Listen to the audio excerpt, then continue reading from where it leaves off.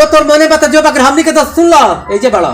हमनी के दोस्त ना आवे के चाहिए मत का हमने की पढ़ाई लिखाई ना। अरे तो हनिया का कुछ कहले ह खबा सन चलो सन हम सब राजनीति जानता नहीं तो हनी के ई तो हमरा बुझाते नहीं कि हम का बनाई का ना घर में नीमको नहीं खाना तेलो बा ना सब्जी बा हम का बनाई आ ऊ एगो बाबूजी बानी तो उन्हीं बानी आली कर बानी एगो छोट देवरा बा तो वो उन्हीं बा ऊ तो एगो और हम नहीं करता आ हम एगो बावन नु कि हवा ना एकदम उनका के तो हमरा कहल नहीं जाता का करे ऊ तो करू से उनका घर ले चिंता फिकी डाला कि का घर बा का ना कैसे का होई का बनाई हो सका ना का बनाई सब्जी तो निकलो कि सब्जी बनाई हैं देखा नहीं कहीं दूगो तीन गो आलू बा है दूगो तीन गो आलू में सब्जी का बनी है ए बुचिया जा जो खेला कुल मारे की कपड़ा रो फल में तू सोया के तू ई कुल का कइले बौजा हो आजी सुनी ना आज रो बुझा रही छको जी हां का ई खाना वाला बनी कि ना बनी का बनाया सखरवा काट बना काना ठीक का नहीं खे का और की नहीं खे बताओ हां तीन गो आलू सब्जी हो जाई हां तीने गले बा कालन नहीं रे 2.5 किलो आलू का तना बना तो तू तो मार चीर दे तड़ू बिना मतलबो के का बिना मतलब के सब्जी हतनी से का बनी कहां छोटा का कहां बा छोटा का वो तो बेटा एक बार हमने कि खाना वाला बनी कि ना बनी खाना बनाओ के आप पता नहीं कब से सब्जी बना तनी कि का हम बनाई बुझाते के तीन गो आलू बा हम का सब्जी बने हम सोचते नहीं कि बना देलो वही कति आवत टाइम हो चला खा लिया सोचने ना ऐसे मन करता है बड़ा मछली खाई जाए ना मछली नहीं ई कौन बेरा हमर दे मन करता खाई बिया पे के तो का सौ ना खाई जाला बिया फेर रहा बिया पे हो तेरा बिया फेर जी हां बाबू किसी आए लगी हन सुनी ना जाई बाबूजी खिसे आते बाबूजी का खिसे गुना खिसे ना बाबूजी खिसे ना मिल जाइए मछली बनाओ खाई मन करता मछली। अच्छा ये बताओ खाए के मन करता हमरो तो मन करता कि फटफटिया किन लेती ओइ पे घुमती दी आ पैसा के ठिकाने हो नहीं जाई देख तो ले पैसा नहीं के हमरा बाबू रहतन तो मंगाइबो करती कले आ उनका मांग बबुआ ले अपना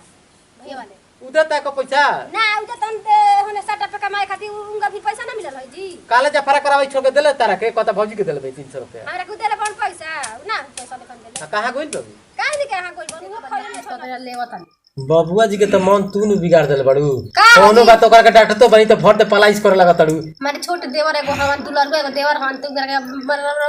हमारी के बन जाए बाप में चाहे मतारी है बताई बाबूजी तेको बोलबे करने मारबे करने उनकरा के हम तनको ओकरा के बोली ना अब हम तनियो मनी बोलब त तू लागल एथी करे तो हमारा मुंह लगल जल्दी का मारे के बा तो छोटू एगो भाई बहन राउर आ बड़ा प्यार कहां गइल बा ओकर अते पता नहीं खे आ काहे ने उनिया गोले के खेले अब खइलहु ने खनु हो अब बाबूजी अभी नहीं खइले आ राउर अभी तो खइले ही नहीं खी राउर तो होने घुमला के पछा रवा खाए के नहीं चिंता रह हम ओकरा के देखत नहीं क्रिकेट खेले गइल होई हां तो अयन तो वो तनी हम कनी की ताकत क्यों बहन तरह सब खाई तो हम खाई तनी बताई रौरा कि दिन भर घूमत जाइने सो खाए के पी लाग न है का आग न समझाबो ए भैया एगो बात कही का कह कहनी कि हम बाहर जाई कमाए बैठी जी बाबूजी बैठी का कही का कहत कहनी नु कि हम बाहर जैती कमाए टोला बाला के लइका जात बसन तो सूरी बाबूजी फगुआ के दिन आइबा आ फगुआ में बाहर कहीं नहीं जाए के रह ए जे रहे के बा आ सुनी पहले पढ़े पे ध्यान दी बाहर के आइथी के कमाए के चिंता मत एकरा नोट लौकता ना ई बाबूजी के पढ़ाई दे आओ घरी दोस्त दी हमनी के भाई भौजाई ना पढ़ाई दो पढ़ ली सब जात बसन कमाए हमहू जैती तो बढ़िया रहित नु अरे तो भाई कमाए को कर अभी देख समझा जाए के जो गावतन बाबू नु तो पूछ लिए हम करे ले नादी बाबूजी रो पढ़ा लिखी आग ले बाबूजी आगे बाबूजी तो जा ला बैठा बैठा बैठा बैठी जी बाबूजी बैठा का सल मसला करतो जे हो बैठी बाबूजी सलाह ये होता हाँ। कहता छोटा का नु कि ये भैया हम बाहर जाई बाहर हां पढ़ी नहीं कर हो गई पढ़ अच्छा बताई बाबूजी अभी बाबूजी पढ़ल लिखल तो ठीक रही जी आई तो ना काम लग जाई हमनी के उम्मीद रहला कि एगो छोट बा हमनी के त ना पढ़ लिखल जा बैठी के कके छोड़ देनी जा ई पढ़ लिख जाई तो एगो आगे के उम्मीद न हो जाई नौकरी चाकरी लागी तो हमनियो के दिन आगे बढ़ जाई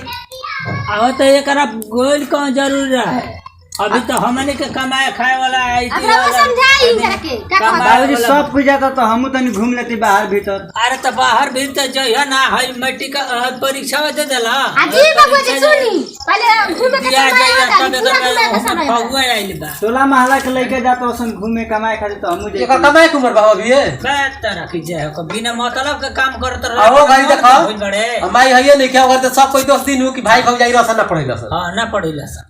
यो कही ओकरी अभी घूमे के समय बा ना हम ना कहम ना कहम ना कहम। ई ना मानी हो तू ही समझाव हमके तो समझा के था कोई बाबू हाँ बाबूजी तारा एजी के रहे के बा एजी के अपन ना जी बाबूजी मारो जाई मत कर ना देखो लोग हम जाइम कमाए सब कोई जाता हमू जाइम घूमियो ले हम आइए बाबूजी रो जाई त हम निकल देगी अभी एक घूमे के समय नहीं खे बना बाद में समय घूमत फिरत रहिया अब बीच में लगला तंगड़ावे हम जाइबे करम देखला बाबू तू मत कुछ कहिया ई ओकरी तू मत दस दिया कि बड़के ना करा खेती कइला सा कहा तब समझा ना तनु अच्छा हमार माई रही तो माई से सब बात कहत रहे माई मानत रहे हम कह देते तो माई विदा कर रही तो हम लोग से कहते तो कोई बात नहीं बड़ा कसाई हां माई कर माना तो हमनी के निके माना त या मना तवन आदमी तारा के कहा त इथे दांत चेहरे रस कोनो काम में हैं